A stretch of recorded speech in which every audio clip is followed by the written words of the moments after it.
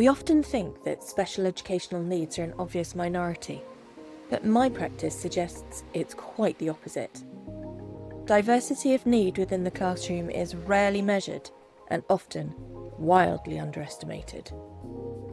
This means that millions of children's needs are missed or misidentified, and millions of children are missing out.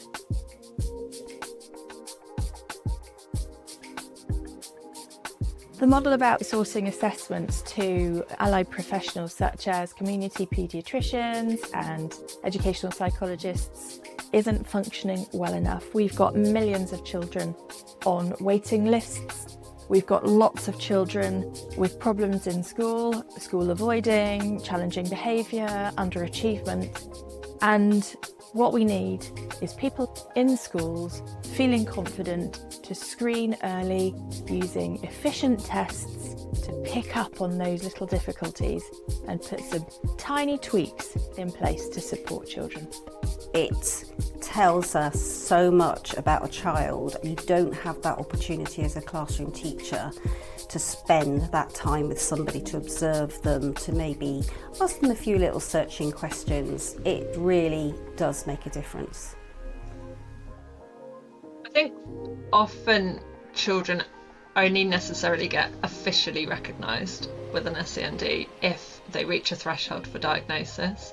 And actually what the screener has done for us is to draw attention to those children who perhaps do have a discrepancy in different areas of strength and difficulty, but that might not be at a threshold for diagnosis.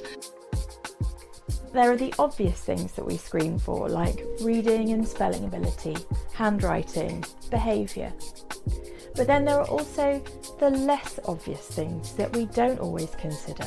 Things like speed of visual processing, working memory efficiency, quality of sleep, trauma, self-efficacy, and even the impact of long-term health conditions such as asthma. These are the things that may be invisible to us, but are likely to be having significant effect. We screen everybody because it's useful for everybody. Every child will get some kind of information about who they are and how they work. The ability to screen every single pupil and make sure that we are not accidentally allowing gender bias or ethnicity or even summer birthdays to skew our perceptions and our interpretations of children's learning and behaviour is brilliant.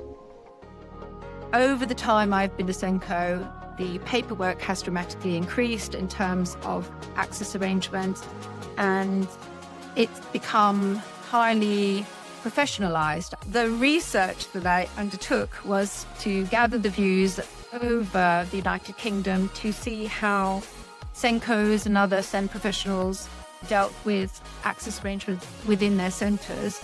And the research has shown that it's quite an uneven distribution of resources being maintained in the independent sector, and this has a huge bearing on the equality or the inequality of the system that we currently have. The reality is, it's highly unlikely that there's just one reason for a child or young person underachieving or being unhappy in school. Actually, the research would suggest that it's many small issues combined across a child's biological world, their psychological world, and their social world, their biopsychosocial world. And these small but significant risk factors combine. And when there's a larger number of risk factors in a child or young person's life, they are more likely to struggle in school. So when we understand those risk factors present in a child's life, we can look to try and remediate, reduce, or support them better. We may not be able to remove them, but we do have agency. We can make a difference. It just gives you so much rich information. There's nothing else really that's comparable that gives you such an insight for comparatively such a small amount of your very precious time.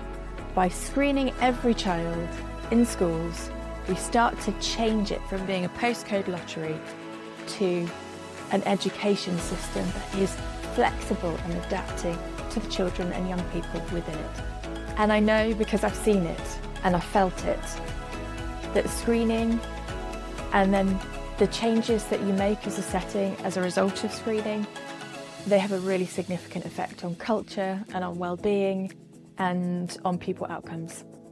And it's possibly the most power that you will ever have as a SENCO, is to better understand the children and young people in your setting.